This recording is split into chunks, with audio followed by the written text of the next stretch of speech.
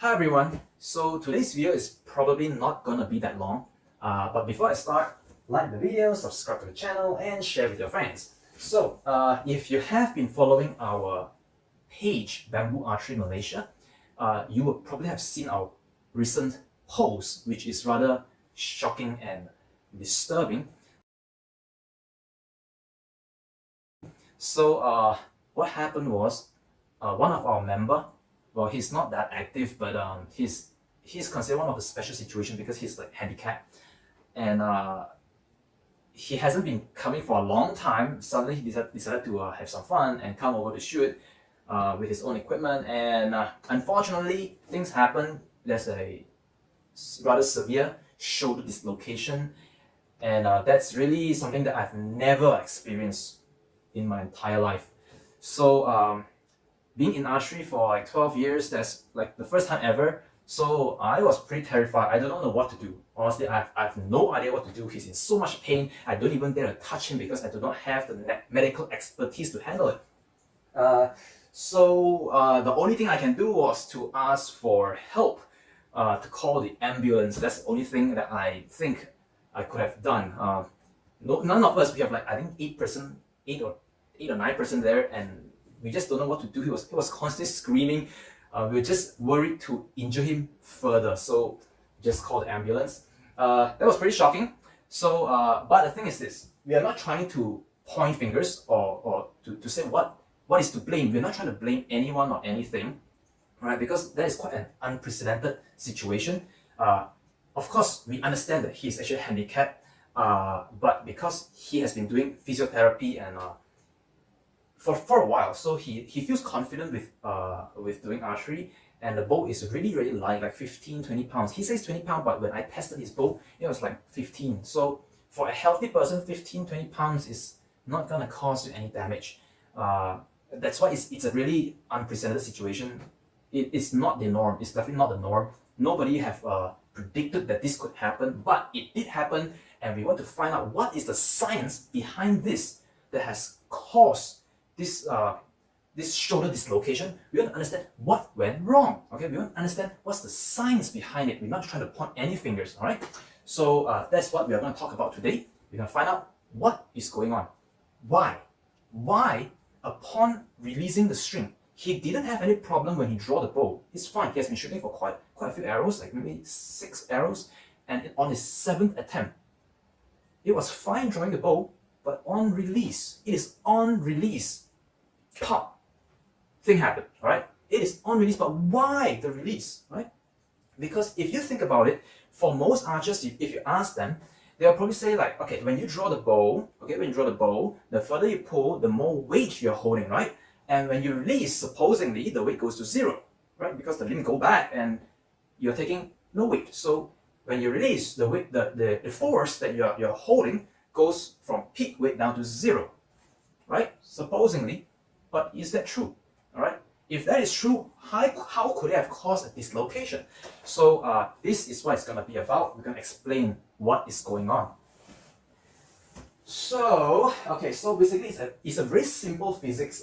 If you want to search for it, you can search for conservation of momentum in an explosive event. Okay, conservation of momentum in explosive event and impulse force. So these are the two physics that's involved in this situation. So here's the easier way to understand. All right. So let's say you have a rifle, gun. All right, gun. When you are holding and aiming, you don't feel a kick or a shock to you, right? The bow is in equilibrium. It's just standing there, or maybe sitting there, whatever. It's just there, not doing anything, right? Until you squeeze the trigger. When you squeeze the trigger, the gunpowder, okay, the primer ignites and the gunpowder goes off and the bullet shoots out, right? All right. So when that happens, the bullet goes out the muzzle and your gun kicks back, right? It kicks back. So why does it kick back? Because according to the conservation of momentum, when you're holding the gun and aiming, you are in a 0 momentum situation. You start off with 0 momentum. Your bullet is not moving. Your gun is not moving. There is 0 momentum. But when you squeeze the trigger, an explosion happens. Your bullet shoots out at some speed. All right, so let's call the mass of the bullet as m bullet, the mass of the bullet, and velocity of the bullet v bullet. When you multiply these two, when it goes out the muzzle, there is a momentum to it. All right, but because you start with zero momentum, you must have a net zero at the end. So if this one goes out with a positive momentum, your gun is going to experience a negative momentum, because in the end you want such that the mass of the rifle times the velocity of the rifle is the same as the mass of the bullet times the velocity of the bullet. That is to say, the momentum of the gun is going to be the same as the momentum of the bullet. But because the bullet is light, it experiences a very high velocity, whereas the rifle is very heavy, so it experiences a very low velocity. Okay, so they go in opposite direction. And because this explosive event happened in a very short fraction of a second, the impulse force, that is the shock that you're going to experience, because when that happens, the gun blows back towards you and you're going to take that impact, right? You are taking that impact. So that impulse force is how much time that bullet took to accelerate out of the muzzle, and it's a fraction of a second. Because this number here is very small, when you divide this, the momentum, okay, so it starts with 0 and then it gets some speed. So basically minus 0, you get immediately this number. Okay, maybe if you don't understand the math, that's fine. Okay, basically that is how much momentum there is divided by the time that it took to happen. And this being a very small number means that whatever you calculate here is going to be a huge number. That is why when you shoot a gun, if you've ever shot a gun, you know there is a powerful kick. We call it a recoil. When it recoils, bam, it is pretty powerful. So it depends on the size of the bullet. The bigger the bullet is, the faster it goes, the more kickback there is, right? So the impulse force or the recoil shock, that's exactly what's actually happening. All right, that's exactly what's happening. You might say, okay, that's because there's gunpowder, right? The gunpowder explodes, creating this explosive event. Well, it's not necessarily true, because you see, even in the case of crossbow, right? The crossbow doesn't have gunpowder; it is powered by the limb. When you have loaded, you have cocked the crossbow, it's in equilibrium. So when you're holding it, you're not experiencing any force. The momentum is net zero. The moment you squeeze that trigger, that crossbow launches the arrow, the bolt forward, and the crossbow kicks back. I have shot a crossbow and I know it kicks. All right, it kicks pretty hard. So because the first time I shot a crossbow, I wasn't expecting that. So the moment I squeeze the trigger, bam, it kicked back, hit pretty hard. I know there is a pretty strong recoil to a crossbow. It's the same principle. The bolt has a certain mass and it's going to be launched at a certain velocity. The crossbow has a mass and it has some velocity going backwards, so that the net momentum here is going to be 0.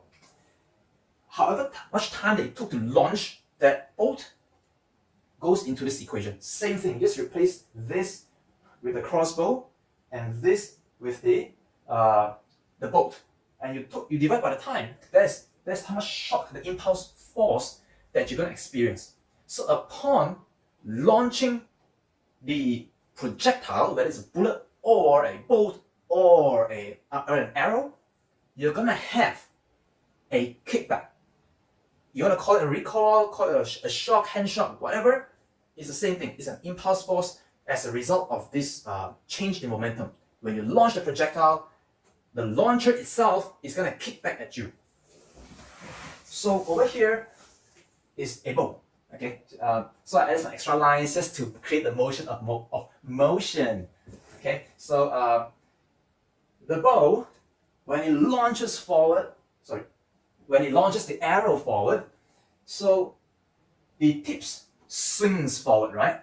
And the tips has a certain mass, and it's gonna swing forward at some velocity, since it has 2 limbs. Okay, and then the arrow has also mass and a velocity forward. You add the limbs and the momentum of the arrow, divide by the time it took to launch, which is a fraction of a second. That would give you the amount of impulse force at the handle. And that is why if you have heavier tips, okay, your sears are heavier, you will experience higher shock. Okay, this is why. And if you have a heavier arrow, okay, you might think, okay, heavier arrow will have contributed to higher shock. Actually, it doesn't work that way, because what happens is when your arrow weight goes up, the velocity drops, and the time it took to accelerate the arrow is slower. So the result is actually lesser. It's going to have lesser shock. However, if you have very, very heavy tips, this is not going to be affected as much, so the shock is going to actually go up. Alright, so don't worry too much about the math here. It's just to kind of show you an idea what's actually going on. The moment you let go of that arrow, the string, it shoots forward, your bow is going to kick back. Okay, so let's look at the graph here. This axis here is the force that you experience at your hand when you pull back or you draw back. There's going to be a force. So assuming that this is time, this axis here represents time. So assuming you just draw at a constant pace. So initially you're not drawing, and then the moment you start drawing, you're going to experience more force as you draw, right? So this is almost equivalent to the force draw curve of the bow, assuming you're drawing at a fixed pace. So this is the force draw curve that you experience. And upon release, a lot of people will just expect that, oh, the force is going to go the other way, it's going to just go straight down. Well, that is not true. That is absolutely not true. The moment you release, because of the recoil, the impulse force, okay, this force spikes up to the roof.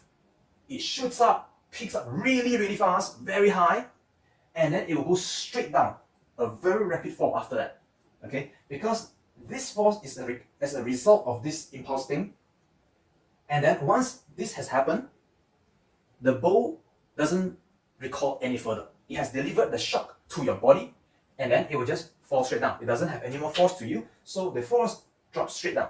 But because we're actually holding the bow, it kind of bounces a little bit. It kind of just bounces a little bit, resulting in this leftover shock or vibration. Okay, so this peak here is what we have to be really aware of. This is where the impulse force or the recoil shock or the hand shock, whatever you want to call this, and this is what's going to cause the injury. Because in that case, he feels fine to be drawing at this weight. He feels fine. There's no problem pulling it.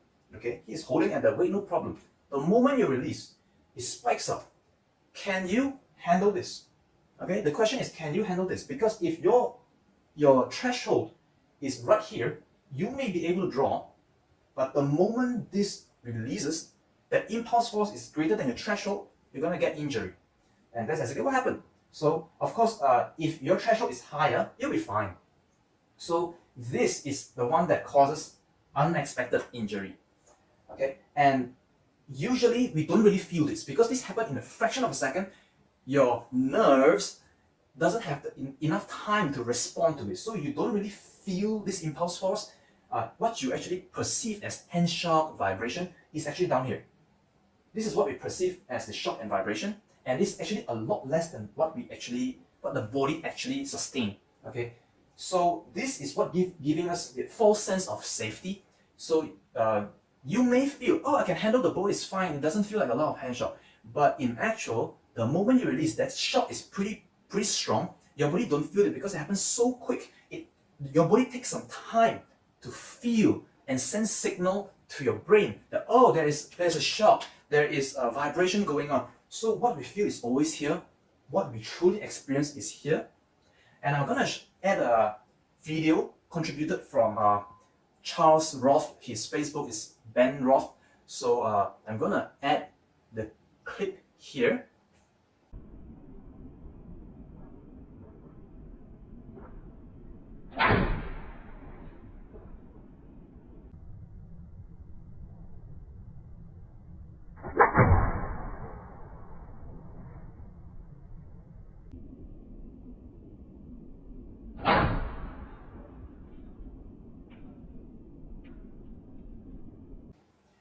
So in his video, you can see upon release, the shock that traveled from here, from his palm here, all the way towards the shoulder. this shock is what's gonna cause the damage and dislocation or any injury to you. So you have to be aware of this, all right? So this, what we learned here is that this is actually a wake-up call for those who are overconfident and underestimating the impulse force, the shock, or the recoil. So the damage is actually done during release. It's actually not as much during the draw, because when you draw, if you don't feel right, you kind of just put the bow down. Okay, you can just don't pull anymore, just put it down. So usually injury is not caused during the draw. Yeah, maybe like you didn't warm up, you pull, you feel a little bit uncomfortable and discomfort or whatever. Usually those will not give you very severe injury, because when you feel something is wrong, you just put it down. But oftentimes, especially those who challenge very high weight, yeah, you feel fine pulling all the way to your maximum. You feel that you can handle it. But the moment you release, can you handle that shock? Okay, that shock may cause you injury, and you do not expect that, because you feel fine. Okay, your threshold may be here, you feel fine down here. The moment you release, it goes that high, your shoulder can pop off. So that is something to really understand. Okay, especially if you're drawing heavy poundage, this is something you have to pay attention to. Let's see. Okay, so being able to handle the peak draw weight here does not mean you can handle the shock. Okay, because the shock is a lot higher than your peak weight, which is why I'm saying this now.